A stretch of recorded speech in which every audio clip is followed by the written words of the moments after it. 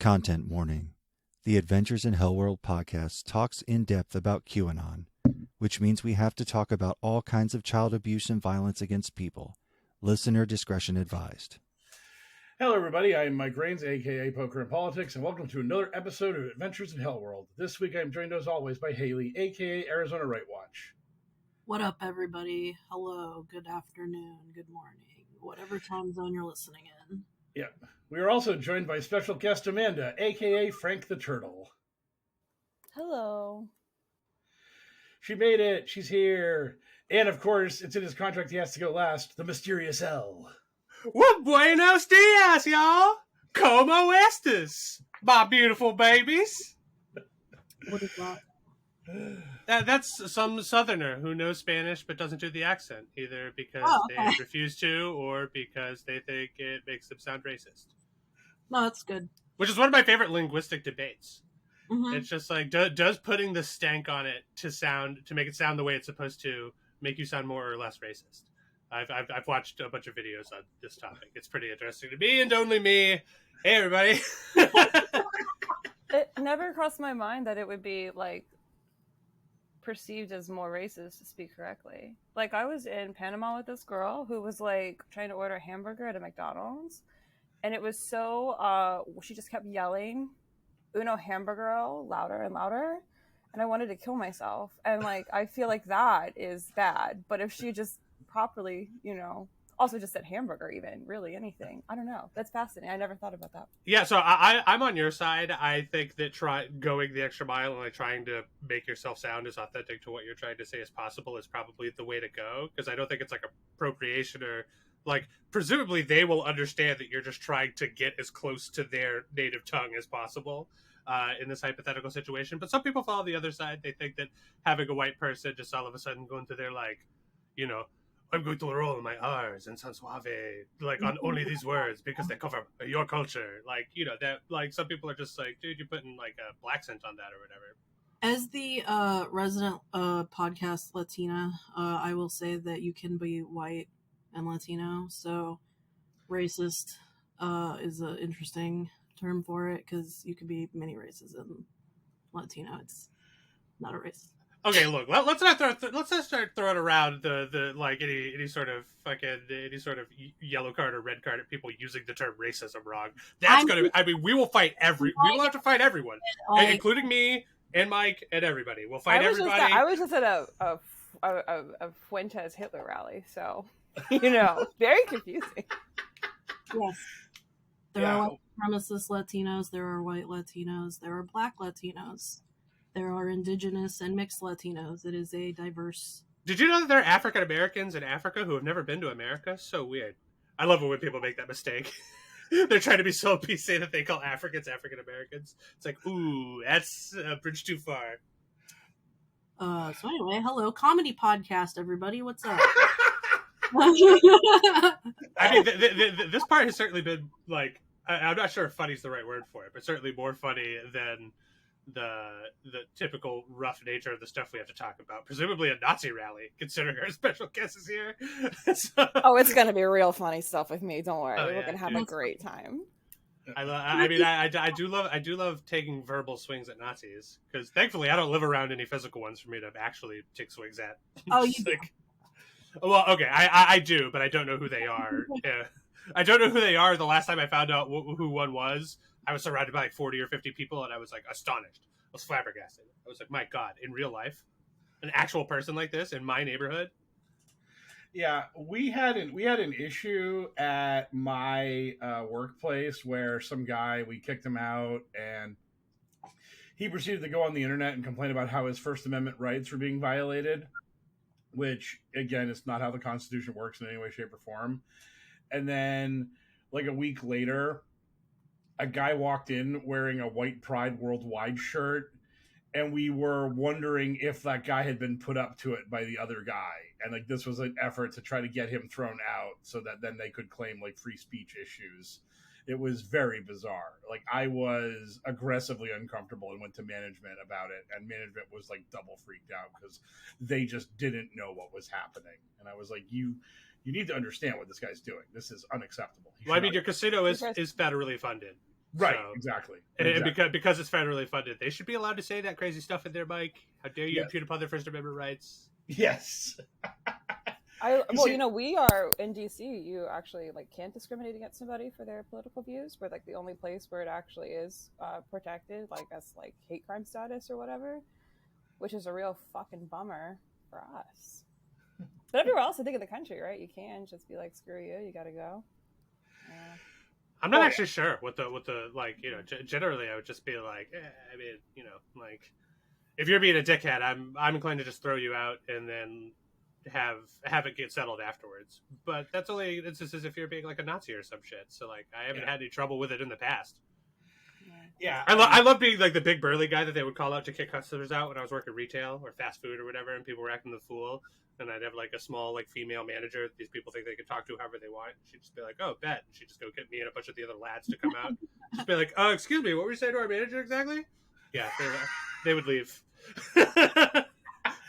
I had the reverse of that happen to me. I had this customer that was drunk and belligerent, and I got on the phone. I'm like, "Yo, security, I need you to throw somebody out." And this 5 foot tall, 80-pound woman walked in as a security guard and was like, "I'm here for the chip transfer." And I'm like, "This is not a chip transfer. I need you to throw that guy out." And then she looked at the guy and she was like, "I can't do that." And I was like, "Of course you can't." And then she got on the radio to real security. And then 2 beefy dudes showed up and were like, "Sir, you need to leave now." See, I'm not gonna lie, that's a pretty strong psychological play. If I'm the guy whiling out and I hear somebody call for security and the person that shows up is comically not what I would expect a security guard to look like, I would expect that they have crazy CQC training or just a really big gun or something. I would be terrified. I'd be way more scared if it was just some averagely sized guy about what I expected for a security guard. If you're sitting an 80-pound person at me, I'd be like, what the what are they capable of? Yeah, she's actually just gonna use the force on you, just strangling you. Yeah. Oh no. Maybe I've just been brainwashed by John Wick, and I'm just afraid of everybody. Anybody could be that guy, you know. Keanu Reeves doesn't look like he's John Wick, and yet he is. Yeah. Which is funny because now there's a wave of vanity projects of these random people doing their take on John Wick. That Nobody movie with, what was it, Bob Odenkirk or whatever? Yeah, Bob Odenkirk was John Wick. Yeah. Pretty great. You know, good for them. Let's see it, you know? I wanna see all these dumb idiots take their crack at it. John Mulaney is violent. After the recording this season of the 1% crowd, Patton Oswalt's gonna become John Wick. It's gonna be great. Just chunky John Wick. Yeah, that'd be great. It's because it's funny because he really doesn't look like it because he's overweight. Yeah, exactly. I haven't seen Patton Oswalt physically in 10 years. It seems like he could have done the Ethan Suplee and just dropped all the weight and looked like a completely different person. I would never know. No, he is what he is. That man will never change. Nice. Well, okay, we've got a guest. So enough of this vamping horseshit. Let's get into our actual stuff to talk about. Okie dokie, let's go to the amuse-bouche. It's time for a light sampling of insanity. Get ready for the amuse-bouche. Okay, so we're leading Bouche-wise with our buddy Justin Timberlake, who's bringing Moloch back. Yep. Yes. The motherfuckers don't know how to act. Yeah, so for those of you who don't know, our boy Justin Timberlake got popped driving under the influence despite only having one martini, or whatever he claimed, which was... I mean, he claimed some horse shit. You could just look at the mugshot and tell that he was way more than one martini deep or whatever. But he was just like, "Oh yeah, I had one big drink, I'm so sorry." I saw online there was a list of stuff floating around that was in his system, but it's the internet, so I don't know how credible that is. Mike, how credible is that list of stuff?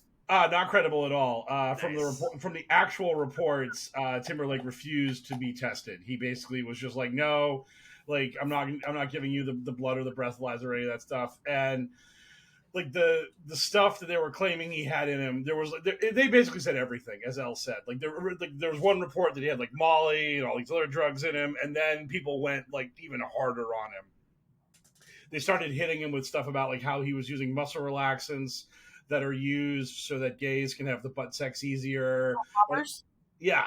Like they were doing everything. They were hitting JT with all the negativity, all the slime they could throw at him, and and then this led to the whole thing about like JT's associated with Diddy, and Diddy's now bad, and everyone's going that way. So it's like, is this like a warning shot at the bow of Diddy that we're taking your whole empire down, and JT's going to spill the beans on what you're doing to all those kids on Epstein Island and blah blah blah? Like, it can never just wasn't that the shot over his bow, his simultaneous double property raid, and locking up a bunch of his kids. I think that was the shot across the bow. Now they're really sending the message. They're just like, yes. Diddy will get it. We're going to get Justin Timberlake, and then Diddy will understand. His days are numbered. Right. This is how conspiracy theorists work. The number of shots across the bow is infinite. You never stop warning the bad guy about what's about to happen to him. But yeah, like all the Hollywood Illuminati folks are claiming that Timberlake's DUI is but the first domino to fall in a chain that will topple the whole satanic pedophile ring that is a Hollywood. Liz Crokin is not endorsing Nazis for the moment because now she can go back to her Hollywood Pizzagate bullshit and scream and yell about this. And everyone's very happy about it. And all the people that support Janet Jackson and Britney Spears, they're attacking Timberlake from the other side because they're like, fuck that guy. Let's give him the old razzle dazzle. So it's really funny. This is the clasping arms Rocky meme of like QAnon and normal people crushing Justin Timberlake. I sure hope not, because I really fuck with the Janet Jackson crowd on their position on the matter, and I'm just like, yeah, fuck you for being part of that, not speaking out more. But I have never really cared about Britney Spears. It doesn't suck that he cheated on her, sure, but like, like I don't know, like that's never been. I mean, I'm sure that he would refute a lot of those claims. So I just don't care about Britney Spears enough. But boo, Janet Jackson is enough. Kill him, hang him high. Yes. I'm unfortunately on Threads, and for some reason, every news outlet felt like this was the breaking news to send me, was Justin Timberlake got arrested. And there's like a weird celebrity stan culture that is just on Threads that I don't know, it's like not politically heavy, it's not anything heavy. I feel like everything it tries to feed me is celebrity shit. So I was getting like recommended that Justin Timberlake thing a lot on Threads, and I saw some people engaging in like clone discourse. Of course they did. Cool. Okay, now we're talking. I'm back in. Yeah, Threads is a really cool place. Amanda, you should know that how cool it is. It's a different type of brain rot. Gas leak website. It's terrible. Gas leak. Everyone's got a gas leak. This is not a bit. I just do actually want to confirm. Threads is the Facebook Twitter. Is that what that is? Yeah. Yes. Okay. There's so many of these things, and I don't even use Instagram. Like they're so much different than Twitter, but it's equally awful in a different way. That's all I have to say about Threads. So yeah, I'll post the same thing on Threads and Twitter, and the replies on Threads are like absolutely deranged. Mm-hmm. Like, I am like, are you a bot? Like, you can't be real. This can't be a real human. Somebody got mad at me because I paywalled a personal essay about my stalker who wants to rape and kill me, who followed me across the country. They were like, thanks a lot. It's not a news story. You know, it's about my stalker. On Twitter, people were like very supportive. On Threads, they were like, why would you paywall this? I don't know. It's not news I want to get out there. If you just want to know some stuff about me and throw me a few bucks, you can help me out. Maybe I want to be super parasocial with you, but I don't want to give you $6. So weird. Yeah. And of course, adrenochrome was brought up as one of the things that Timberlake may have been like, hey. Dude, he was just flying around on the chrome. Happens to the best of us. Yeah. Fucking man, that guy's been having a bad year, and I can't say that I care much. I mean, it is interesting, but I don't like it. You know, I have a slight amount of empathy because, as far as I know, he hasn't done any of the real bad crimes that remove all of that from me. But at the same time, it's just like, you're rich and famous. Stop driving drunk, you idiot. Don't do a bunch of poppers so you can fuck your boyfriend and then drive around all crazy, hopped up on other stuff. You know, so calm down. Yeah. And of course, the final act of this whole thing is that this is actually a sign of Timberlake's renaissance. And of course, in order to achieve a renaissance, you have to engage in a humiliation ritual, because that's one of the other big things that the Illuminati hunters are searching for. And like when people saw like the photo of like Timberlake in handcuffs, they're like, "Oh, this is such an Illuminati humiliation ritual. Oh, this is so obvious. You have no idea." Is it? Who cares? Justin Timberlake fans don't care. They're not going to stop supporting the boy. People like us who've never cared about Justin Timberlake, or people like me who've never cared about Justin Timberlake, really, are going to continue to just be like, what an idiot, stop driving drunk. And then all the people who hated him for various reasons are going to hate him even harder. Like, the status quo doesn't change at all. I don't get it. Like, yeah, these people. This would be the tamest way to humiliate somebody. Yeah, you're going to get pinched for driving drunk. Got him. Yeah, it was like when they humiliated John Cena by having him walk, quote unquote, naked on stage. It was an Adonis body. Oh, look at John Cena being humiliated by showing us how shredded he is. Oh, take that, Cena. Oh, got you. If those people want to be credible, they need to be picking targets and it's clear like the thing that's happening is going to damage them badly, but temporarily, and then they'll come right back. Like Will Smith. Will Smith would have been a great target. That slap thing, it should have just been like humiliation ritual for the both of them. They're both going to look bad. Boo. Everybody hates them. And Will Smith does Bad Boys 4. Second biggest movie of the summer. Just crushing it. Just smashing it. Everybody doesn't give a fuck about Will Smith anymore. Like slapping Chris Rock. They're just like, what a thing. That happened. I remember like in the short term, people were like, oh, Will Smith is done after this. And it's just like, y'all are crazy. Remember when people were like, he needs to be charged for terrorism? Yeah.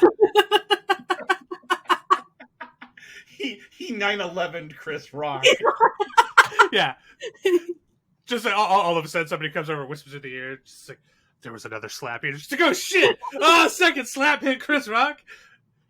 And the first one I could have just chalked up to like poor, communication or whatever, but the second one, oh brother. Yeah, this is obvious terrorism. I can't believe that was only 2 years ago. Oh my god, it feels like goddamn COVID time dilation. I have no concept of when anything happened now.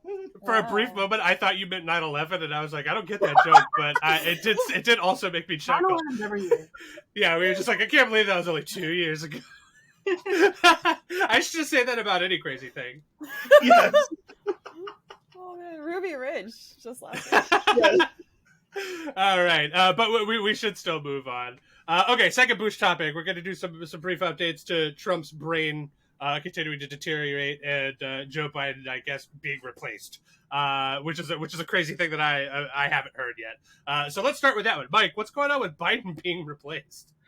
Oh, well, this has been a right-wing fever dream since literally Biden ran for the presidency in 2020, was that there's no way the Democrats are actually going to run the boring white guy. We need someone at the top of the ticket that we right-wingers can like properly froth and rage and hate at. And Q even had a Q drop about quote-unquote change of batter, and it was basically implied that Hillary was going to be the 2020 nominee. Whoa, hold the phone.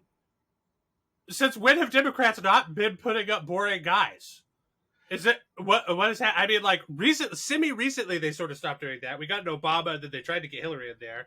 But like at the end, the rest of history has been nothing but boring guys all the way down. Like Democrats are historically really boring. That's their whole trait. They're just boring. Well, I that's the thing. I think for most of these people, Democrat history began with Obama, and they were just like, they're nominating a black guy? Which is crazy, because in my lifetime, their biggest victory was stealing the presidency from Al Gore through like some trickery and deceit. They were just like, hanging chads, etc., bullshit. Al Gore's not your president. And it's just like, but he won the popular vote. They just didn't care. Anyway, sorry. Yeah. But so this has been going on for a long time. But now even a friend of the show, Charlie Kirk, Haley's BFF, Charlie Kirk has now declared that on July 11th, Trump will be remanded for jail. And at the same time, Biden will be replaced as the Democrat nominee on July 11th. So the whole race is going to just turn on a dime on July 11th when suddenly Michelle Obama is the Democratic Party nominee for president, and Donald Trump's in the hooskow. Donald Trump just sent to Rikers, just comes out ripped with prison tats like after the election. Honestly, that would be incredible. I'm all for that. Please do that. if the Democrats' big plan is to like replace Joe Biden with somebody more dynamic and interesting, yeah, do it.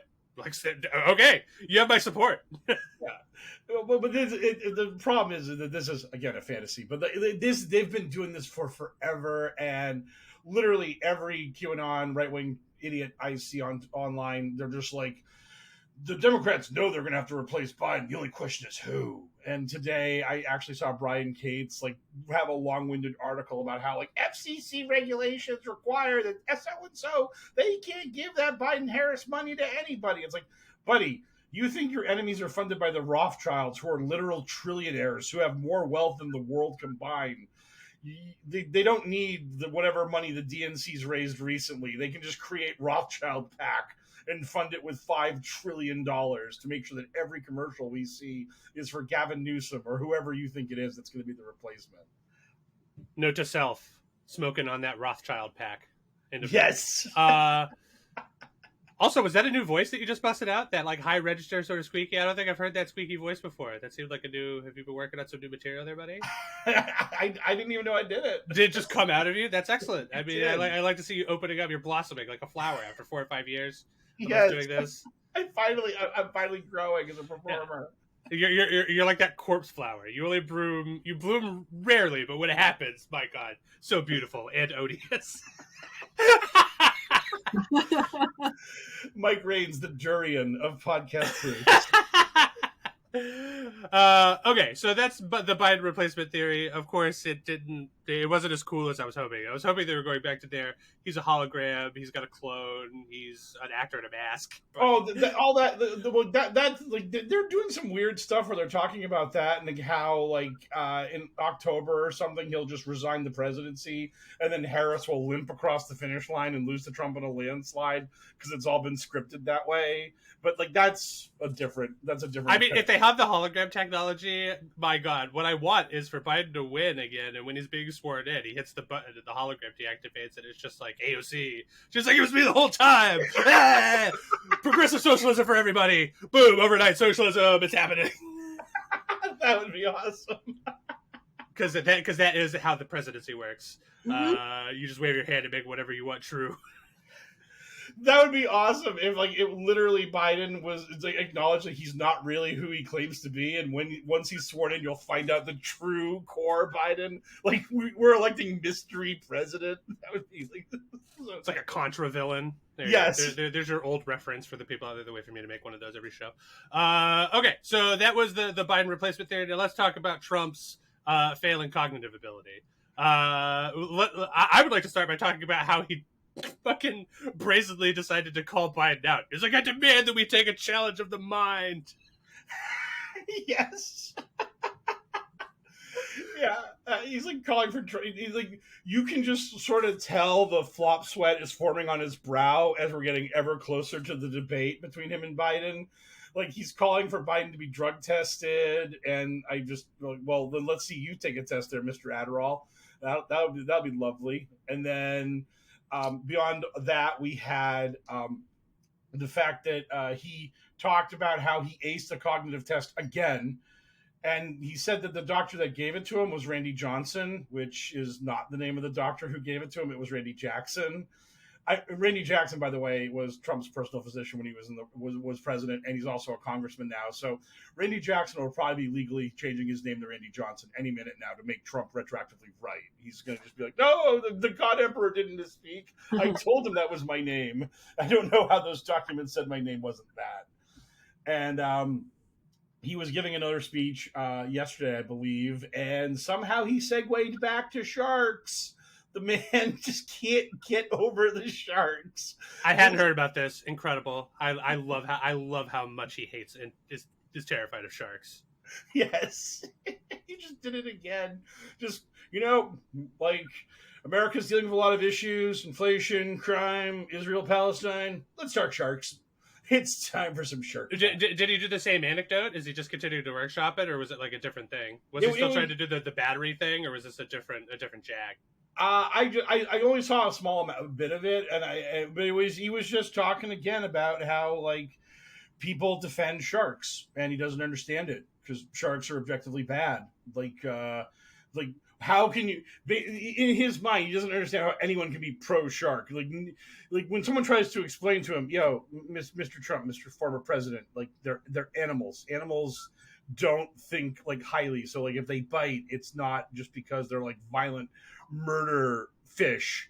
They actually like have instincts and stuff." And he's just like, his eyes just gloss over, and he's just like, "Murder fish, bad." It's just like, oh my God. What do you think the odds are that he ever called like a meeting of like the admirals or whatever in the Navy, like secret president meeting, and he was just like, "Rustle up our boys, I gotta talk to him." And then they got all the people together, and he was just like, "What can we do about these sharks? Like, I have always hated them, and now I'm the president of the United States, and I would love if we could start killing a lot of them and then just getting rid of them. That would be awesome." Then these marine biologists trying to explain to him the ecosystem, and he's just like, "But I just want to kill the sharks. Can't we just kill them?" Yeah, I just want to look those scientists dead in the eye and tell them, "I don't care. Kill all of the sharks." So funny. What a crazy thing to be that obsessed / terrified of. Just stay on land, my guy. Just be on land. It's not like you're ever going to see a shark in your life, buddy. I mean, he's... Also, like, and of the places where you might see a shark, Mar-a-Lago's pretty fucking close. How about Mar-a-Lago? Not so much in shark territory. It's literally a stretch of island surrounded by water where sharks live. What the fuck is wrong with you, you dingus? Mar-a-Lago should be in, like, Omaha, Nebraska. It should be completely removed from any potential shark. Oh God, yeah. So we are now, I believe, like 8 days out from the big Biden-Trump debate, if Trump actually attends. And again, like his side, like all the Republicans I'm looking at, they're just like, "I don't know how Biden shows up for this thing." It's like you all do remember that Biden clobbered him like 4 years ago twice, and the only reason why he didn't do it 3 times was because Trump nearly died after the first debate, where Trump went on stage as a biological weapon, tried to kill Biden with his COVID, failed, and then nearly died from the COVID he had already contracted. And so, yeah, it's if it happens. What'd you say? Who's hosting the debate if it happens? CNN. CNN's hosting the debate, and I saw like Clintonzilla, that moron. He posted a thing where he was just like, "No live crowd, advantage Biden." The big thing they were talking about is the microphone's cut off automatically when your time runs out. There's like literally the microphone just has like you have 3 minutes to talk, and then your microphone just goes click, and it's just off. So like Trump can't filibuster. Like he's just got a tight 3-minute window to get his like rambling nonsense in and complain about sharks. And basically, this guy was just like no live crowd. Like basically, every advantage is Biden's, except for the fact that like no notes are allowed to be brought into the meeting. And obviously, Trump would never take any notes, and Biden would take notes. So like that's kind of an advantage for Trump that Biden doesn't get to bring notes in. But that's it. I mean the thing is designed to just be super bad for Trump because he can't filibuster because the microphones turn off, and there's no crowd. So he can't like play off the crowd's energy and be like, "Hey, singer, hey," because he's just a giant narcissist that needs people to love him. So if it's just Biden and a moderator looking at him, Trump's going to be like super uncomfortable the whole time. So yeah, it's really funny because like it's a no-win situation for Trump because either he ditches and looks like a huge coward, or he does the debate and he gets smoked. He's even like he did an interview where he's like, "I might lose the debate on purpose." He actually figured out a way to lower expectations for the first time in his life. He finally realized, you know what, this is going to go bad. I need to lower expectations. I need to like actually let people know. Probably not going to win this. We call that the Jeff Keighley. If you know, you know. Okay, moving on. We're talking about our current and former presidents being a bunch of dum-dums and or replacements in various ways. And on to talking about the greatest state this side of all the other states. It's Arizona, everyone's favorite state, featuring our favorite correspondent from that state, Haley, aka Arizona Right Watch. What up? Hi, Haley. It's time to talk Hi. about your precious, precious state. Cool. So let's see. That we made national news this week because there was a man arrested here because he wanted to shoot up a Bad Bunny concert. Did you guys hear about this? No, that sounds very exciting and horrifying. Yeah. Didn't hear about this one. Okay, so yeah, Mark Adams Prieto, 58 years old, was indicted by a federal grand jury on firearms trafficking, transfer of a firearm for use in a hate crime, and possession of an unregistered firearm. So this guy was a gun vendor at Crossroads of the West gun show, which I've been to, and honestly, I only went once because the vibes are really fucked. Like, people were pretty rude there. It cost money just to enter, even though it's just like a road show to buy guns. It's like I have to pay to get in to buy guns. Well, yes, because that is the literal price you pay to get illegal guns. Yeah, You I know? guess so. Once you pay the cover charge, you go in there and you're just like, I would like this pile of guns, and they're like, okay, here you go, and you're just like, wow, you didn't even ask for an ID or nothing, and they're just like, hey, you're an American or whatever, get guns.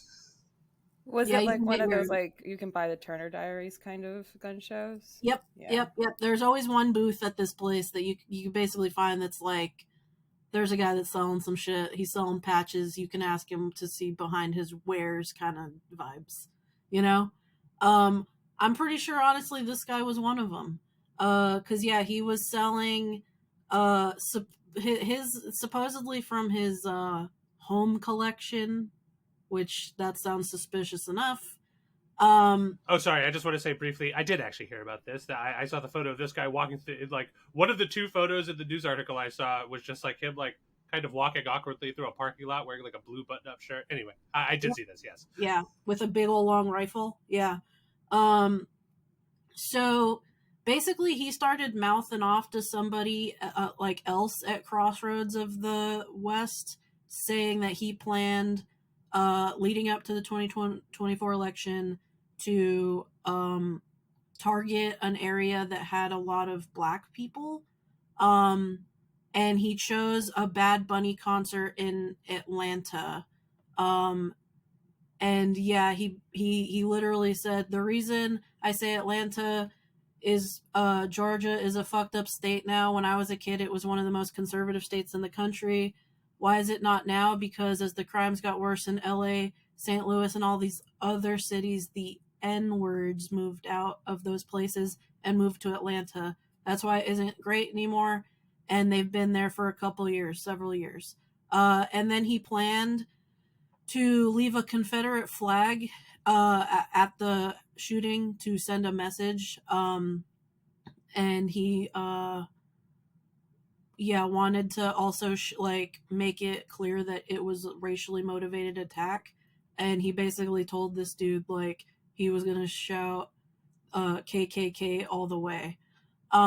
So he was mouthing off to this guy. And eventually, over time, some federal agents started to come to these gun shows because it seems like some people snitched. And yeah, so over a course of months, at like the Crossroads of the West gun shows throughout the state, like an undercover agent and like this source just kept talking to him about it, and he just kept revealing more details that he planned. Sold him some guns that weren't registered, and he got picked up. So yeah, he only faces 15 years because it's they mainly just got him on gun stuff. But he's old, so he'll die in prison. So that's that's your story for Arizona.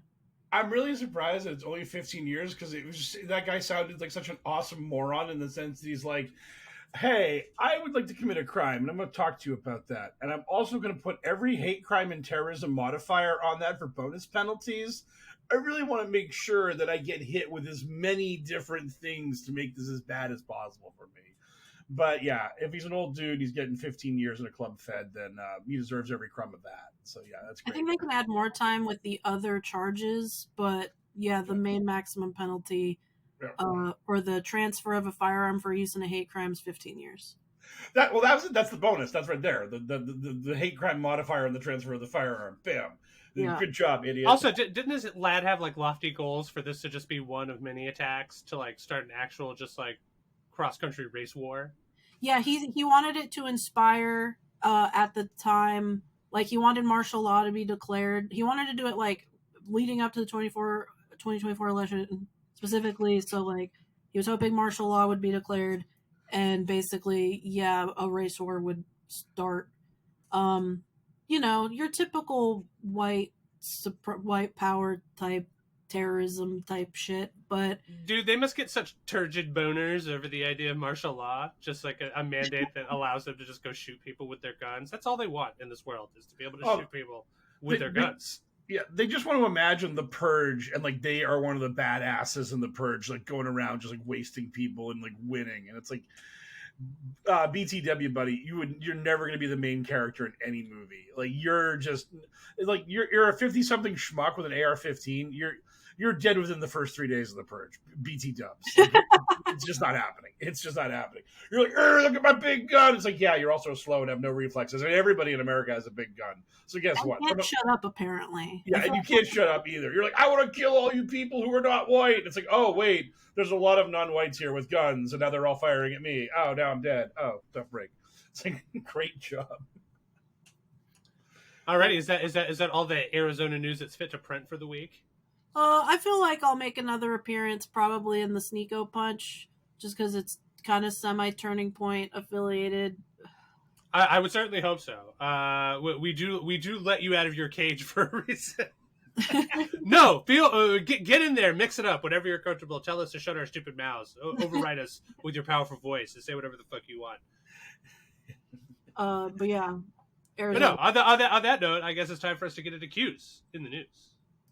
From the digital headlines to the digital front lines, it's Q's in the news.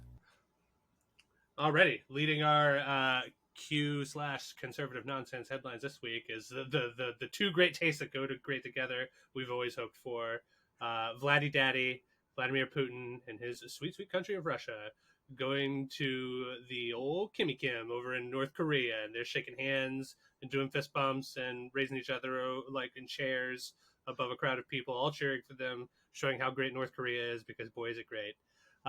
So Mike, how did this go down? Are we loving it? Do we think that these guys are BFF? Are they best friends forever? It does appear that way. If you listen from all the people I'm reading, they're just so happy that two of their biggest heroes, Vladimir Putin and Kim Jong-un, have gotten together, did the grip and grin.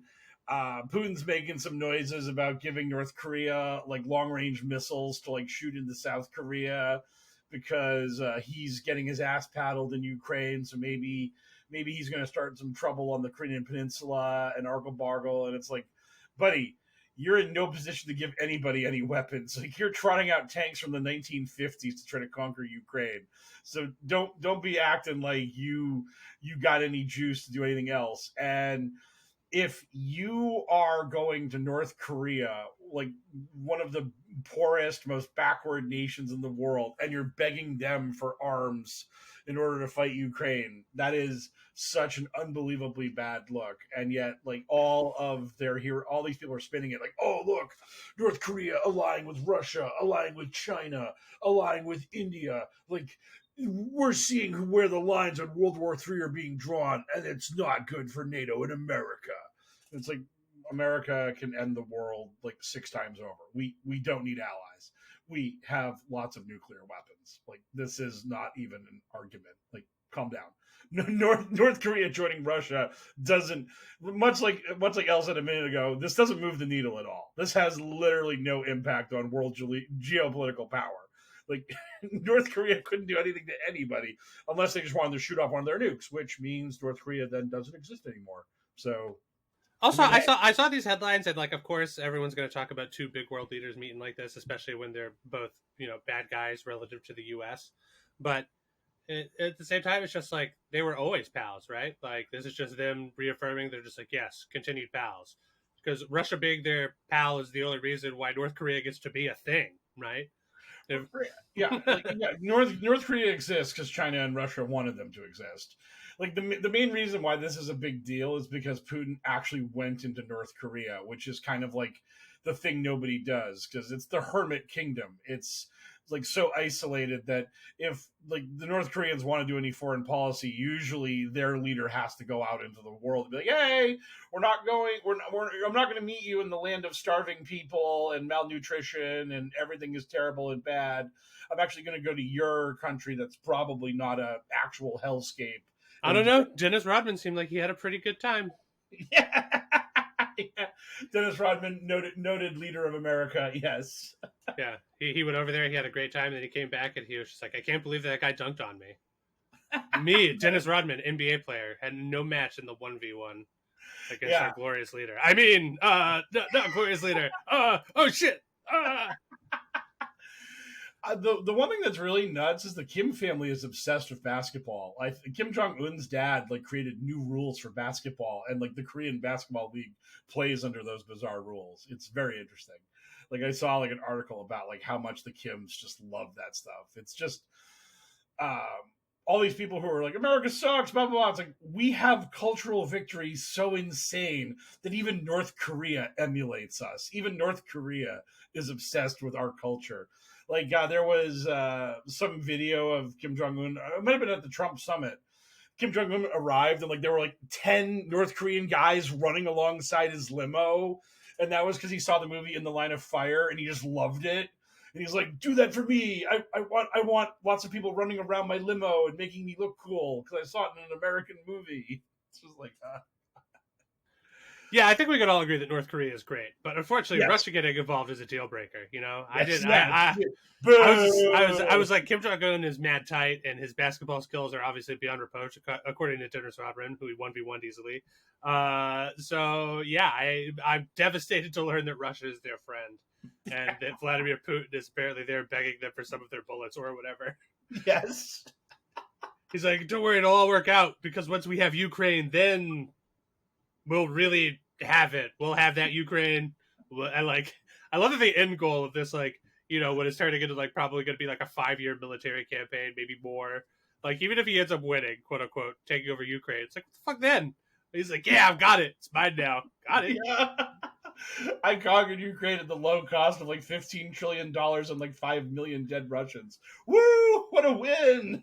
And like at least half of the global perception that Russia's a real military threat. Yeah, yes, exactly. It's just like, I don't know, like I'm a pretty liberal American, but if we found out that there was a weakness in Russia's like nuclear arsenal or whatever, I'd just be like, maybe we do it. I mean, you know, like if they can't blow up the world, like let's get in there. Like, they're really crappy at war. We could just smash them. Like, I mean, like I've seen people that know much more about like militaries and like politics than I, who've said that like if Poland was just like, you know what, fuck it, we're leaving NATO, Poland could probably make it to Moscow unstopped right now. The Polish could just be like, fuck you, because like basically ever since World War II, Poland's been like, and after they got out from under communism in the 90s, they were like, you know what we need to do? Arm the shit out of ourselves. So if Russia even looks cross-eyed at us, we can fuck their shit up. So it's like, you go Poland, you do it. Get that job done. Fuck yeah, dude. I've always loved Poland. Yeah. The Polish sandwich shop downtown where I live. I don't go there nearly enough, but every time I do, I'm just like, wow, the services here is horrible, but y'all make a great sandwich. Those people, because it's also like a European style like grocer, so it's mostly, I'm assuming it's mostly there to cater to a specific clientele. So when you just have some like random normie come out the street and just be like, can I get that sandwich I can't pronounce? They're just like, oh, this fucking guy. And then 5 minutes later, they're just like, here's your incredible sandwich. Like, thank you. And leave politely. Here's your tip. I'm running away. Yeah. Okay, cool. Well, that's good. I'm glad that our buddies Putin and Kim Jong Un are still getting along. Good for them.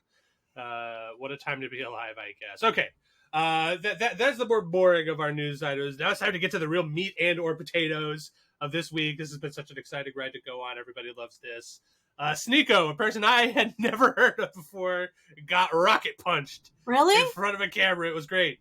We've briefly mentioned him on the show just as kind of like an Andrew Tate knockoff. Also, Oh, Haley, I very rarely retain these people's names or information. There's so few of them matter. They're all so irrelevant to my day life. But I do. This guy quickly rocketed up the charts of interest because he got punched like real violently, and I'm about that life. So let's talk about this. Boom. Take it away, Amanda. Yes, it's Amanda's turn. Amanda's turn to lead. Where should I start? Like, how much of this do you want? I mean, like, I get all of AFPAC or not?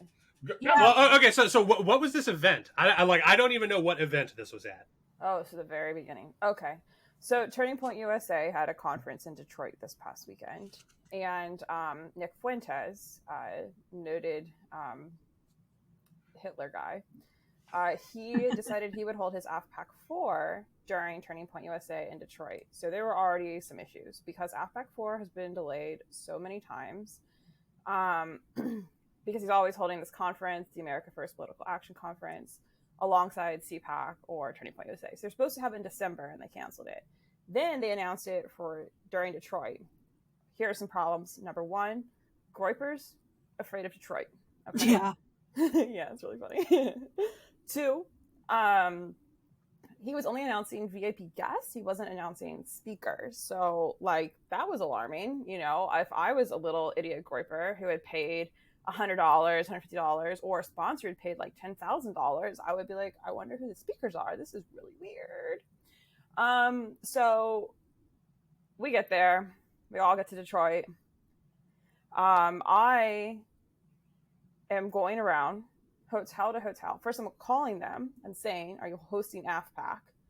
Are you hosting what, you know, and everybody goes, you know, I'm like, are you hosting, you know, America First Political Action Conference, or maybe it'd be under America First Foundation, AFF, or Nick Fuentes. And everybody is like, please hold. And then they come back and they're like, oh, we got the Michigan Political Committee.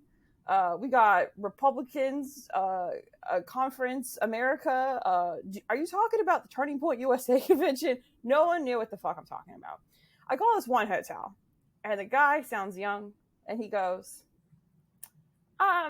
we are not hosting that, but many of our guests are attending that tonight. And I was like, oh my God, like, this guy knew what it was, you know? And I was like, okay. And so then I sent some guys inside that like look like Groypers to ask in person, because I was like, obviously I'm a woman, maybe like, you know, and they were like, no, girl, he's just got cooties. Yeah. So they were like, no, he seems really adamant it's not there. So I was like, oh, okay, it has to be at a hotel right by this hotel, because why else would they all be staying here? So I find out, I call another hotel. It's called the Siren Hotel. And now I'm in a battle with the Siren Hotel because they insist this isn't true. I call them and I ask if they have the same event that night. And they go, we have a private event. There's no point of contact listed. There's no organization name listed. Our events guy, Bill, is the point of contact, and I can't talk about it with you anymore. And I was like, cool. And then they hung up on me. And then I called again. They didn't pick up. I had someone else call. They didn't pick up. And I finally later had someone call. And they confirmed to this person over the phone, and I have the recording, that the America First Political Action Conference VIP dinner was happening there that night. So at the same time I'm doing this, the venue that's hosting actual AFPAC is calling the police on Nick because they don't want to host this stupid Nazi event. And, you know, I guess there was some contract fraud that they were using. They were like pretending to be a different organization, going through a third party, like whatever. So, you know, within a couple of hour time, I get his VIP dinner canceled, and he has to tell his Groypers that also the actual conference that people have flown into Detroit for is canceled. So that's, you know, a real bummer if you're a little Nazi. They have a little Nazi rally outside of Trump's speech, Turning Point USA, which we can talk about or not. It's up to you guys. And then I am being a bitch because I'm feeling very smug, very proud of myself for ruining this dinner with so many VIP guests that I personally hate. And I get messages from many people telling me that there is a new event going on. They're at some rooftop bar. And then someone figures out where this rooftop bar is, and I go and sit at the bar next door out front. They share a patio space because it's co-owned by the same people. And I order a margarita, and I sit there, I drink it with a giant grin on my face as I watch all these idiots get kicked out for doing too many Hitler salutes inside. I get to see Sneeko. Now, inside, what's going on is they're giving all these speeches. So Jared Taylor, I guess, gave a speech about, he was saying Negro this, Negro that. Of course, security at this bar is all black, by the way. No regard for that whatsoever for them. Nick is up there. They start Hitler saluting Nick. And so the bar turns up the music, drowns out the speeches, and tells them, your contract was done at 10. It's like 11. Get the fuck out. And they do not want to do that. They start antagonizing security. And that is when a security guard leaps down from a ledge. Sneeko knocks off his hat, and the security guard leaps down from a ledge and just fucking decks Sneeko right in the face, knocks out half his tooth, bloodies his nose. Very sad stuff. Now, Sneeko, he is known to me, he's like a misogynist streamer, but he's also the guy who would put on like Nazi music and dance around in a Ye 24 jacket. And then after Ye was kind of a dead on arrival, he would be like, I'm really sad because my friends and family don't talk to me now because of all the Hitler stuff. So he's an idiot who deserved to be correct me if I'm wrong, but isn't he some sort of not pure white? Like, he's black. I had no idea. I saw like a little picture of him in relation to this, because like I saw the clip, and then the article goes and it showed like a little picture of it, and I was just like, I don't think he's a white guy, but no. I couldn't be for sure. So yeah, that's pretty interesting. How did you think that was going to go down? Great question. He's also a recent Muslim convert because of Andrew Tate. So, whoa! Andrew Tate is a Muslim? One of the Tates is, right? And so Muslim in quotes. Yeah. Well, yeah, obviously. I mean, of course. Like how Nick's a Catholic. Yeah. So was that before or after he was fighting ghosts in prison? Like, is that what got him to convert? Was he just like, I'm wrestling with my literal demons and I'm gonna come out? I love Allah. Boom. I'm not sure of the time. This was like all around the same time. Yeah. Nice. Interesting. Close. Yeah. Yeah, it's like how Russell Brand became a Catholic. Like, basically, if you're, like, new to the right-wing grift, you're, like, moving into the right-wing grift, you gotta be like, okay, time to pick a religion, dart to the dartboard, boom! And you're like, okay, now I'm a hardcore Mormon. Time for some Moroni. I mean, it's just whatever. Does it count as progress that Sneeko thought he could do it being Muslim? That seems like a weird form of progress. I feel like if this was 10 years ago, you'd throw that dart at the dartboard, you'd be like, I'm gonna be Muslim. Doesn't count. Mulligan. Get that dart off the board. Okay, now we're gonna try again. Well, Jared Taylor, I mean, of American Renaissance fame. So Jared Taylor is, I think, something pretty relevant about him here is that he's generally regarded as like, very anti-Semitic, white nationalist, but he did say like Jews, they look white to me. So I guess that's some kind of progress. Just kidding, it's not.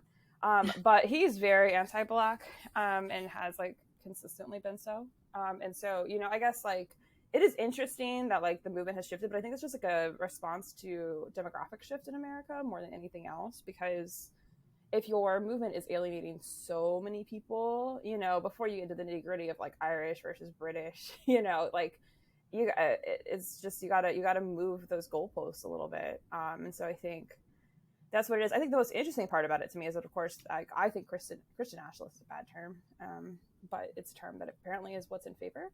I think what's interesting is that Sneeko is supporting this Christian nationalist, this Christian fascist movement, and he is not a believer that Christ is king. And that is, I think, the weirdest part to me, because, like, what's up with that, man? Yeah, well, what's up with that is that just this morning I saw a little article talking about how our boy Sneeko was apparently upset that his friends maybe had been making light of his rocket punch incident because they don't really care because he is a person of color. And they actually think it's pretty funny that he got hit in the face. I saw some stream of his where he was complaining about that, like in an article this morning. And he's not the only person finding out that hard lesson, because our trad wife lady from last week's episode, I believe. Oh, yeah. It's just continued. She was there, too. Yeah. She's also finding out, because apparently they're just like, we don't know. She might be... I don't think that Zico's. I mean, I don't think it's going to change much for him. I mean, like when he was like, "Oh, my friends are mad at me because of the Hitler stuff." I mean, it's the same even keel delivery that he had. I think that he is upset. I think that he's not angry. I think it probably hurts his feelings a little bit, but the punch is objectively funny, and he even says in the clip like Nick's riding high on AFPAC, and he is. And that's what happens when you stream when you're exhausted. Like that's life. I don't think he's going to leave the movement. I don't think it's going to be. I don't think it's a lesson for him. Because this is pretty much on par with what he said. What was it? 100 years ago when the Yay show was happening. He's like, and now he's still doing Hitler salutes. He's still out there, and nothing changed. And that's, really, I think it's just that is his demographic, and I think it's complex on an individual level for these people. But I don't think he'll be leaving. I mean, yeah, like that is. It's what you're signing up for, and I think it. So he might be learning this lesson in the moment while his mouth hurts. But I don't think it's a long-term lesson at all.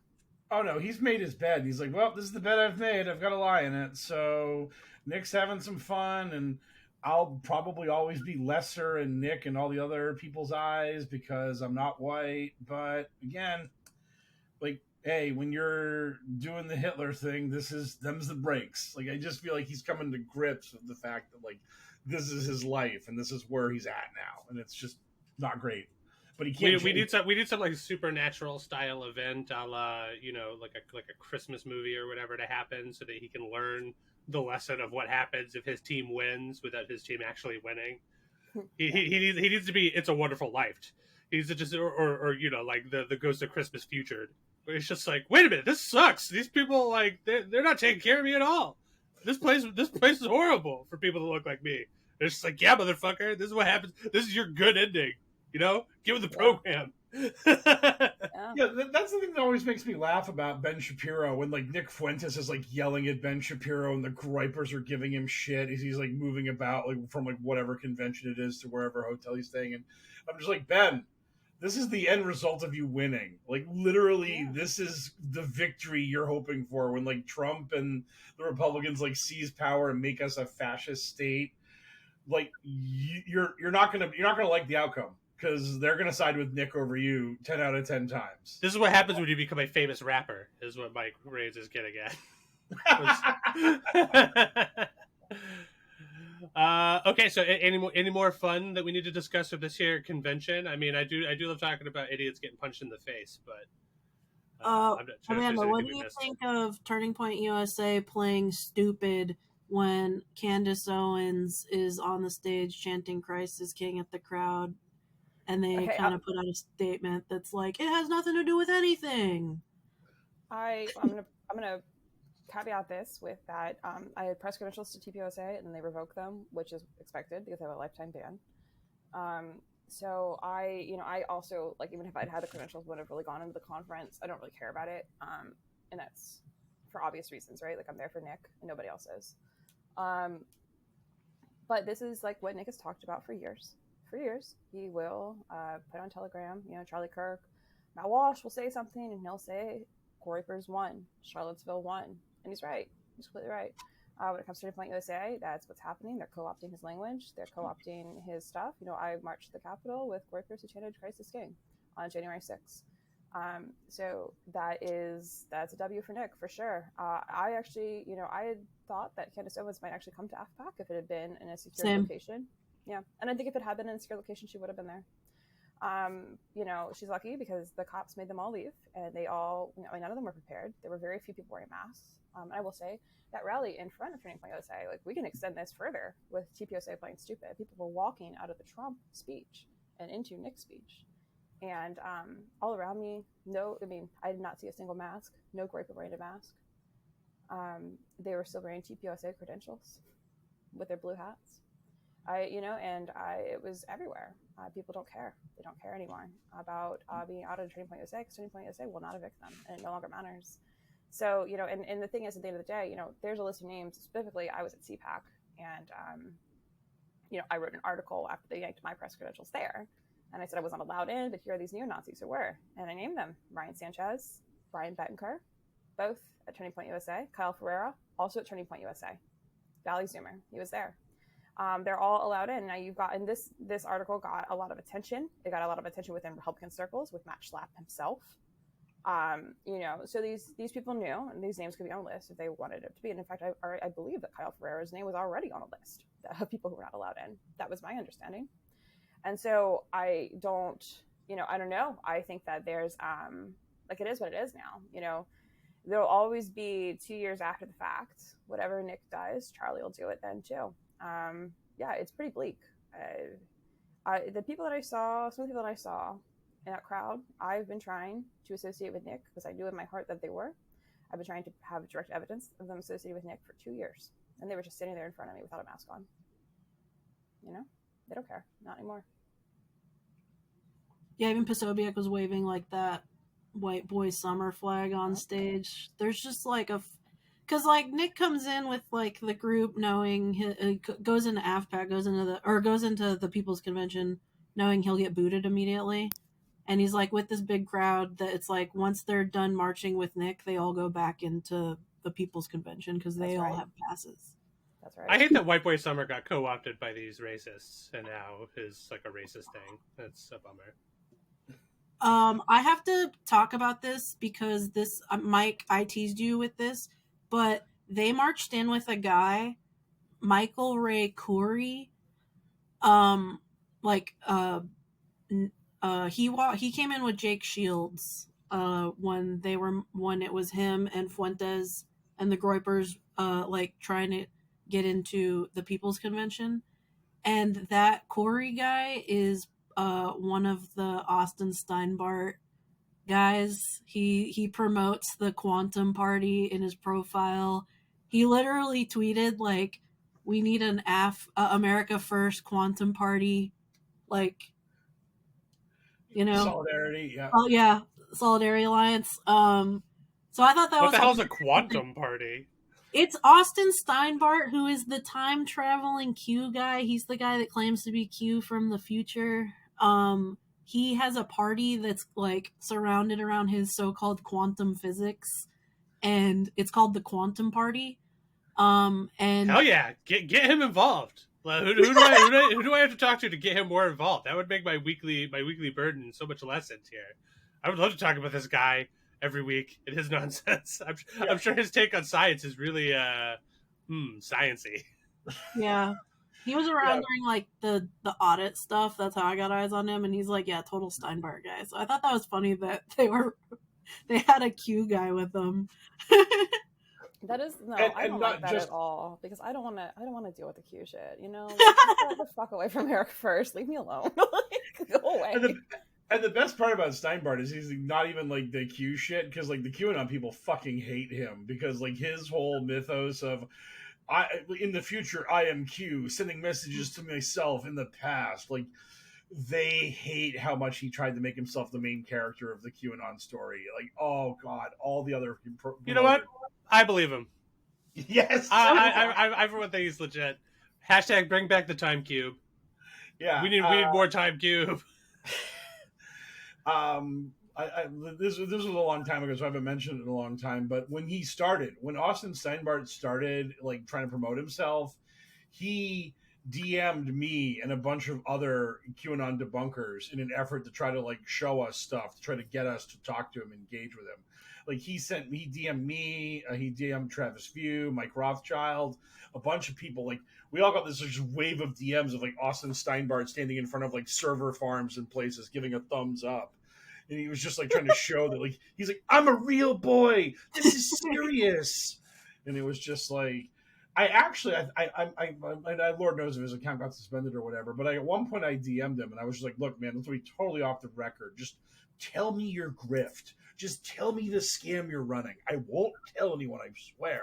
I just want to know how cognizant you are that what you're doing is a fraud. And he never got back to me because he didn't want to say that. But anybody in the year 2024, or at least the first half of 2024, that wanted us to be convinced that they're a time traveler is obviously full of shit. Because all it would have taken was that it just be like, the USA is going to beat Pakistan in cricket, right? You'd be like, get the fuck out of here. You're like, that's not a thing. Shut up. What are you talking about? That's a literal madness. Like we don't even have a team that's like professionals that do that professionally. Yeah. That would be like the sports almanac thing to prove that you were from the future for this year. Right, exactly. God. speaking of grifts, I have to bring up one more thing that was at the People's Convention. They were hawking this anti-woke water. Oh, dude, I've seen this. Somebody I know, I think it was Internet Today or whatever, talked about this. Hilarious. Because I saw anti-woke water when I went to America Fest last year, and it was like woke tears water. This was Freedom 2.0, and it was being hawked by Alex Clark, who lives in Arizona, and she's like the lead woman for Turning Point USA influencer. She does like several podcasts for them and hosts their women's conference, and she's just a big figure in that scene. The Groypers actually called her out by name during Nick's speech because they've had beef with her for years because they mixed her up with another woman who has a black son, so they have beef with her by means of being confused. The best part of that story was Amanda's knowing nod when Haley started going down that road. Amanda's like, "Ah, yes, this nonsense. Yes, It gets better and better. So it's just like, okay. But yeah, they called her out. Like Nick called her out during his speech at this, whatever you want to call it, not AFPAC. It like AFPAC 3.5 or whatever we're calling it. They said they're gonna have a real 4 somewhere else. So I don't know what we're calling this speech. Yeah. Well, when we were there, he was like, I look around and I see AFPAC 4 right here. So now when Groypers are like, they're also confused because they think that I got AFPAC canceled. I didn't. I just got the VIP dinner canceled. Which, again, the hotel is really denying, even though I have audio saying otherwise. But they keep saying, you got it canceled. You weren't there. And I'm like, Nick said I was there. He called it AFPAC 4. So maybe I'll call it AFPAC 4.5. Maybe it'll be one of the speakers this time, you know? Yeah. I like Street Corner AFPAC, but I don't think it's catchy enough. But yeah. I love this woke. I love the woke water. The commercial for the woke water, at least the clip of it that I saw was like, what would just be like, why not have even your water make a statement when you're drinking it? It's just like, oh God, you people just really want to be fighting the culture war literally at all times. Like, you're not even allowed to drink a sip of water without letting people know that you hate the woke. Just don't ever expect to define what the woke is. You know, the woke is like a vibe. I got a bottle of water at CPAC 2021. It was like, it wasn't woke. I'd have to go check what it was. I've never like opened it or anything. I kept it. But Did it confirm your biological sex when you drank it? Where you're like, yeah, I feel empowered to know exactly that there's 2 genders only. Well, this was before trans stuff. This was CRT, so it probably would have been CRT related. You know, but I don't remember what it was. But they had some gimmick. But you know, I was just at some militia event in Oregon, some Bundy thing, a couple weeks ago. Like I went from that to Turning Point, and there was a woman who was speaking, and she was like, "Trump has really let me down over and over, and he's disappointed me. But you know what? I look around, but he's also done a lot of good things." And I look around and I just know all of us being here makes the left really mad. And that's really what it's all about. And I'm like, whoa, bro, you're not supposed to say that. Like, yeah. You know? Like, what? That is, what an authentic experience. I'm so glad that you got to have that. Just somebody just like the veil completely off and just like, God, Donald Trump sucks, but I don't know. I just fucking hate people with lefty ideology. And all I really care about is seeing them angry. So here we are. Just like world weary. Sure. Bags under their eyes. Just so tired. Drinking their fucking woke 2.0 or anti-woke 2.0 or whatever it is. Just being like, why not even having your water make a statement? Am I right? Like sobbing. I wish my kids would call me. Yeah. Okay, one more thing with the H2O thing too. This lady's also hawking a shirt. This Alex Clark lady. It's a crop top because she's a big promoter of the raw milk movement, unpasteurized milk. And she's selling a crop top that went kind of viral too because it says "got raw milk" on it, and the cow photo is not of a cow but of a bull. So. And that's why I love that people keep making that mistake. I know, it's like not hard. It's like, dude, I feel like when you're like a little kid, somebody tells you, oh, the ones with horns are boys. And that's pretty much true for like all those hoofed animals. You know, you don't really have to You're just like, oh shit, majestic deer. Like, does it have big fucking gnarly horns? Dude, that's a male deer. I'm gonna stay away from that. Fuck that. Like, you know? Yeah. So Can you dumb. show us on the animal where your milk came from? Thank you. Yeah. Yes. Right. She's Yeah. like, my favorite part about the raw milk movement is getting it straight from the single tap on the cow.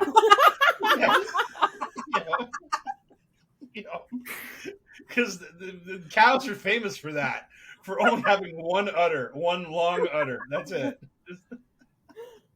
Well, all that footage of those guys sitting in front of those 4 things, it's fucking GMO shit. You know, that's not how nature intended it. Pure, one teat cow. You know it. I know it. The horns let you know it. Yeah. Oh my god, we need that. Like, what was it? That Jordan Peterson, where the cum milking Chinese yeah, farm. yeah. We need to give that on a shirt to Alex Clark. Like, Alex, we bought you a farm. Yeah. All the raw milk we can handle. Yes. Yikes. I'm still just absolutely flabbergasted. People keep making that mistake. That was a Dumb and Dumber joke like 30 years ago when that movie came out, remember? So stupid. Yeah, that was like I think like Laura Bush made that joke about her husband a million years ago. It's like, oh my god. Be careful with that joke. It's an antique. Nice shirt, idiot. I know I'm feeling owned. As part of the woke, I look at it and I'm just like, oh, I'm so owned. You like sucking cow dick. I want that shirt now. Like, I kind of do too. right? Like, after Media Matters wrote about it, they changed it, I think. But like, I want the OG shirt. Like, I want. Yeah, Where are the t-shirt bots? Where are the t-shirt bots? I'm just gonna make one like customly with with the bull. I don't want a crop original. top, so yeah, it might be the right way to do it. Because yeah, that would be so fucking funny to wear that. I think that would also just be AFPAC like 4.5. That would be a fucking incredible logo for like a punk band called Raw Milk. Just like a big bull.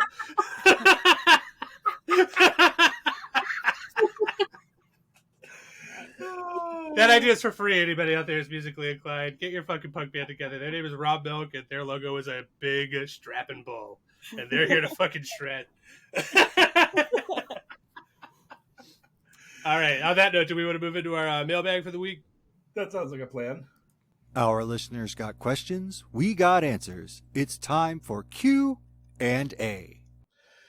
Clearador Silvestri, the Hellworld Grand Inquisitor, asks, if perjury trader Greed made good on her hollow promise to leave the country when Trump goes to jail, is there a single country that would want a MAGA conspiracy pilled insurrectionist stirring nutbag?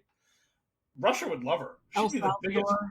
Oh, no, North Korea would love a blonde Caucasian. Bring her right over. Yeah. We'll put her in movies immediately, whether she wants to be in them or not. Yes. Hungary. Oh, Orban would love her. Oh God, yeah, Victor Orban and Marjorie. Oh, they'd be a power couple. Think of right-wing authoritarian strongmen countries, and they'll take her. Yeah. If there's anybody living on Sealand, I'm sure they'd be happy for somebody to talk to, just anybody to talk to. I mean, I think like that place only supports like 3 people typically. Yeah.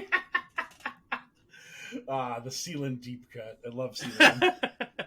Last I checked it on Sealand, it was still for sale. I don't know if anybody bought it, but my God, the dream. Oh man, libertarian paradise. That's what it's all about. But yeah, I think Marjorie would. I think she'd never pick her the litter when it came to just like shitty anti-American countries that would want her on the payroll, because she could do the whole thing where I didn't turn my back on America. America turned its back on me. Getting all woke and argle-bargle and jailing the God Emperor, and oh man. I mean, it's like how everyone was just like, Edward Snowden, you're the greatest. And now Edward Snowden's in Russia being like, maybe Ukraine should surrender. And it's like, Edward, no, don't do that. But you kind of have to, because now you're under Putin's arm. And if you don't, you go to the gulag. I understand.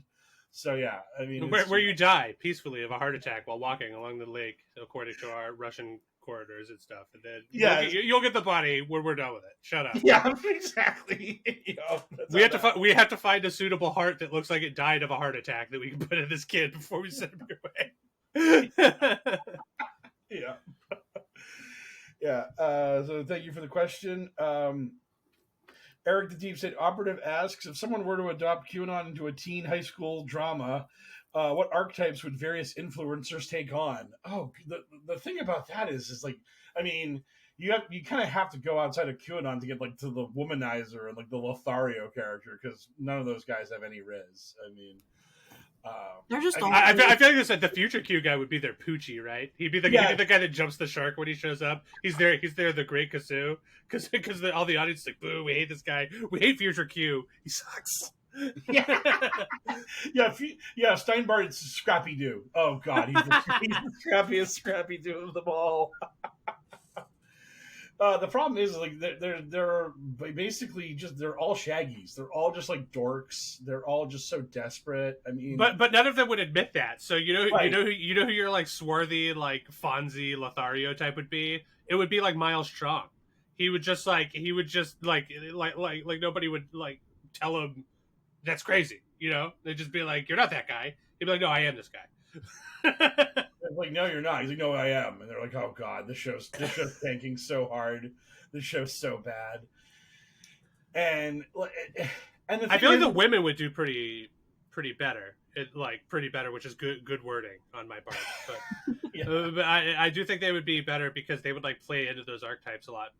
Because those dramas are all about like cattiness and betrayal and backstabbing and snooping and stuff. And I feel like the women in the Q adjacent movements seem like they'd be sort of about that life. And girl, probably she's got the popular girl energy. She was part of celebrity culture a little bit. Like that's the thing is like also the QAnon grifter like their demographics are like 9-to-1 male, and that probably is low. So it's like if you're a woman in that movement, you're just a queen. You have so many people that are trying to get your attention, and they're so desperate for you. So it's like Lisa May, the Kate Awakening. God. Sarah Ruth Ashcroft, who's fallen off the earth, and I hope she got like mental health treatment, because she was absolutely like not well. But you just have like those women, and for every one of them, you have like 50 QAnon promoters who are just, I'm trying to make it in this world. Buy my coffee, drink raw milk. Like the raw milk thing is now getting super big in QAnon. Like it's just wild that this like childish defiance of everything is now so popular that they're good. Like, I hope they poop their brains out. Literally, I hope that they poop so hard that they die because they just refuse to pasteurize milk. Because it would be less people to look at women and just be like, you're ugly, no matter what they look like. That's another thing these goobers have in common. I keep seeing that now that I'm back on Twitter. Like, people will be posting these thirst trap photos, and it'll just be like, yet another attractive woman, because there's a ton of those on X. But then you have these fucking like blue check losers who are just like, boo, yeah, hiss. You don't look like whatever I picture the ideal woman to look like. So fat, ugly, 7 out of 10, mid. Like, none of y'all are fucking. None of y'all. You're all the worst. Shut up. Yeah, I'm the ugliest woman in the world, they say, but then I also trick their friends into giving me all their secrets. And now, like, when I'm like sitting, in front of the bar, whenever they see me all the time because I go to their shit. They'll be like, "Oh, she has chlamydia. Oh, she has sex with everybody." And it's like, well, what is it? Am I the ugliest woman that's ever existed, or are all of your friends? Do you all fuck me because I'm so hot? Yeah, I don't understand what's going on here. And also, how many of those dudes are like seeing you from the back and like going to approach you before one of their boys are just like, no. You need to know the score on that one. People were sitting down with me, and then like people were coming up, and they were being like, "Don't talk to her. Do you know who she is?" And like one of the guys was like, "Who are you?" And I was like, "I'm the reason your VIP dinner wasn't at Ash Bar tonight." And he's like, "Fine, you're mid anyway. So mid." No, he goes, "You fucking bitch." And then 20 minutes later, he's like, "Did you want to come back to my hotel room with me?" And then what happened after he went back to his hotel room? Right. Then I fucking punched him in the face like he was Sneeko. That would be great. Can you imagine? Yeah, then I let him take me back to his hotel room when no one was watching. I fucked him up. Yeah. Not the way he expected. Yeah. That'd be great. Can you imagine? Because what are they going to do? Admit that? They're gonna who are they going to tell their boys? They're going to be like, yeah, I brought this woman back to my hotel. Then she beat me up really badly. I do that. She didn't use a weapon or anything. She just fucking wham bam like Ronda Rousey and then just left. the main reason why I'm laughing about that, beyond the fact that it's awesome, is just that was like one of the kind of dangers of Vegas when I was living out there, is what they called getting trick rolled. Usually, it would be the prostitutes would just roofie you and knock you out and then steal all your shit. So that's just like a huge. That was like a danger. Like every now and then, nothing to steal. I'll tell you that. Oh yeah. But, like that was the thing. Like I would say, like I was in Vegas for like 5 years. I would say like I heard like 7 different guys like talk about that story in the poker room one day, where they were like, yeah, like either they or their friend like came into town, like had a few drinks, was kind of tipsy, then they get approached by a woman. They think that's a good idea. And then they take the woman back to their room, and the next thing they know, they wake up, no wallet, nothing, just totally annihilated. And because you solicited a prostitute, that's fucking illegal. You have no recourse, so you're just totally screwed.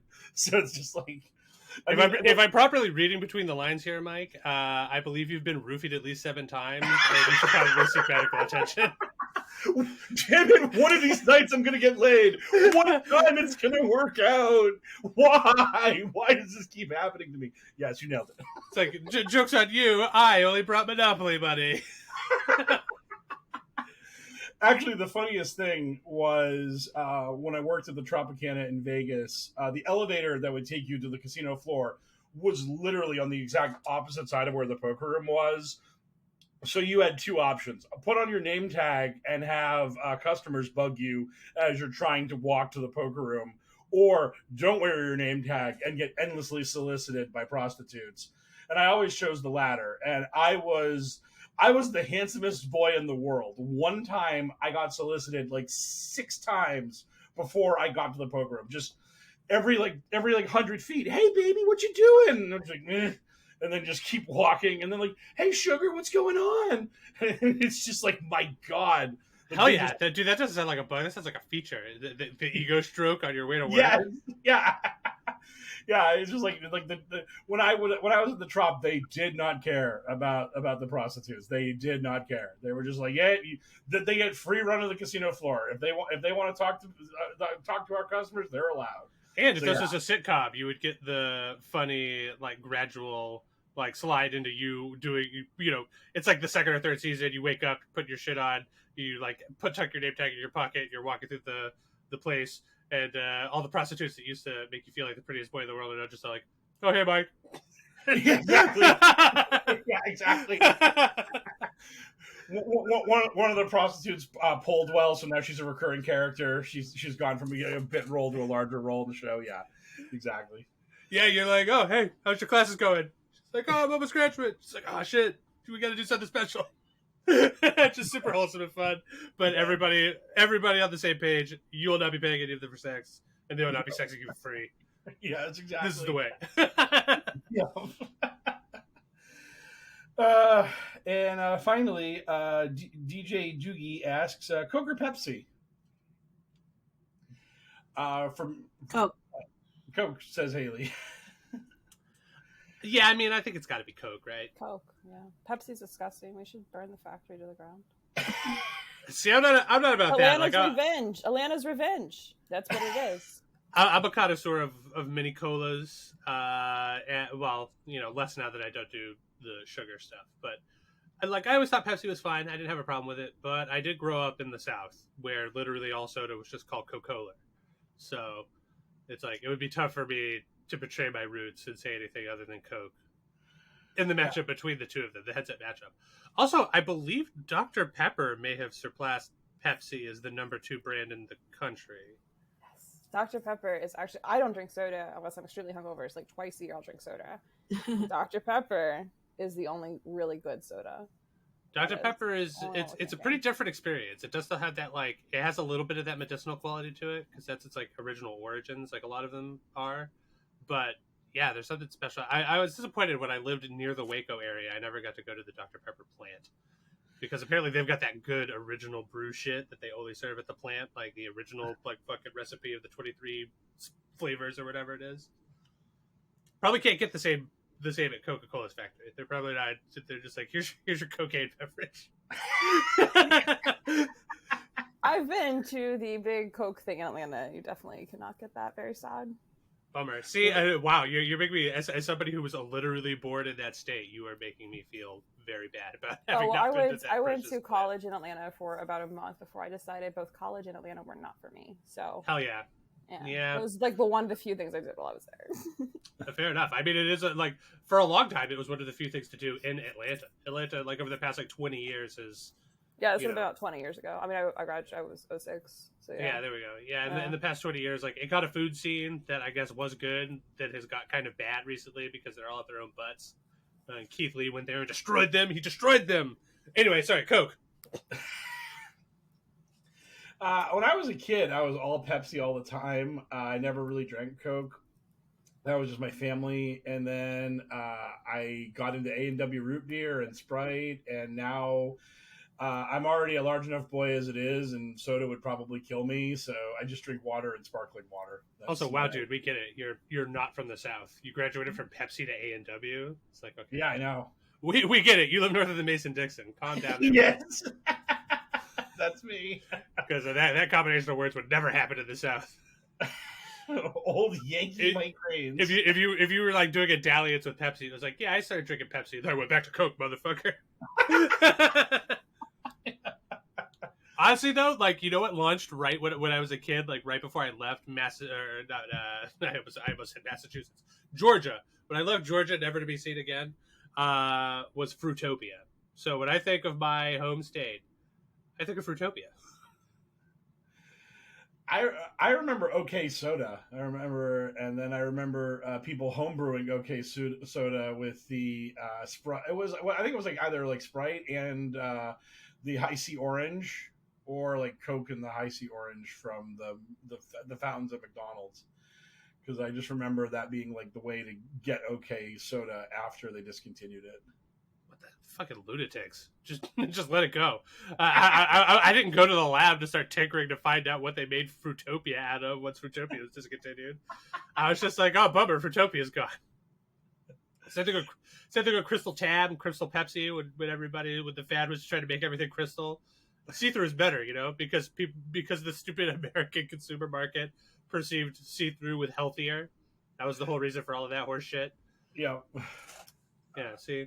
I truly would rather talk about anything else in politics. I'm always going on the weirdest, stupidest tangents. Sorry. And so, what is everyone looking forward to? I'm doing a movie night with some pals today. What a fun way to beat the heat, is to sit inside a place that's air conditioned. My friend proposed to me a pretty funny spread. She was like, "Hey, we can watch Practical Magic, or." Oh my god! I just it's on the tip of my tongue, and I can't fucking remember what it was. It's like Escape from New York or something crazy like that. But which really undercuts my anecdote. But yeah, she just gave me this crazy spread. It was like one like wholesome Practical Magic, like completely milquetoast thing, and the other one some like bombastic, like grimy action movie. Roadhouse. That was it. It was Roadhouse. Yeah. So I'll be watching either Practical Magic or Roadhouse tonight, and that'll be fun. That sounds good. Haley, what are you looking forward to?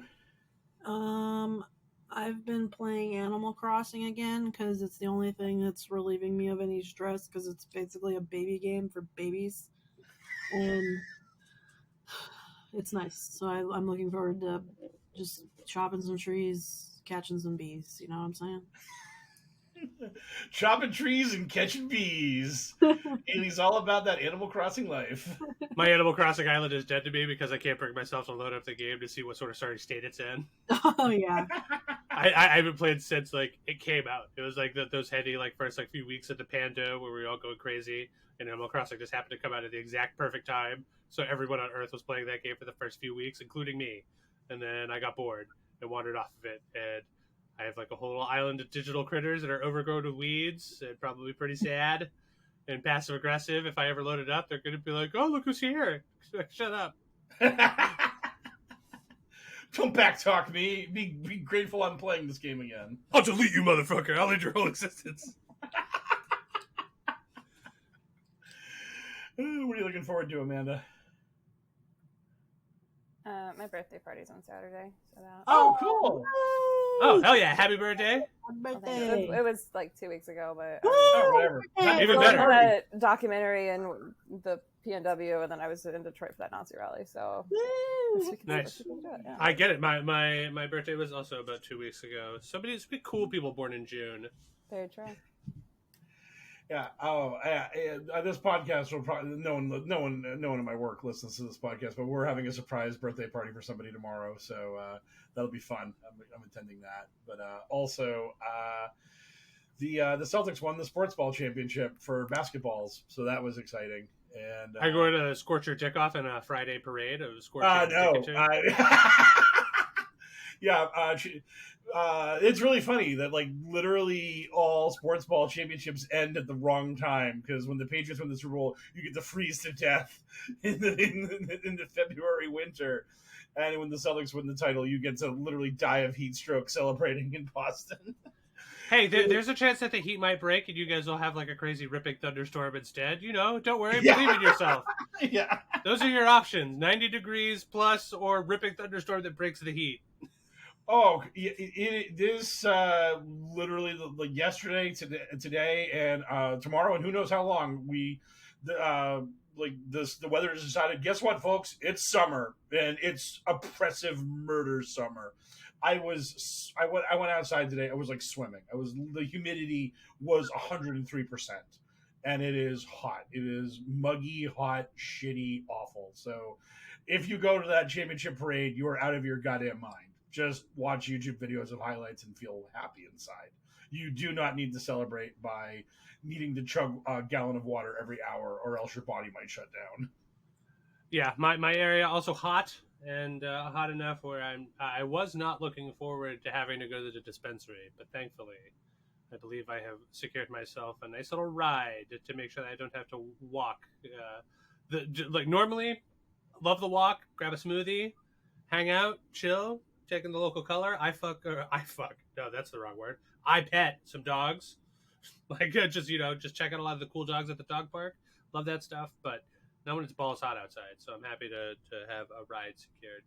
And I'm happy for you, Mike, because I know that you're a big sports ball fan, and I'm happy that the Celtics took it down.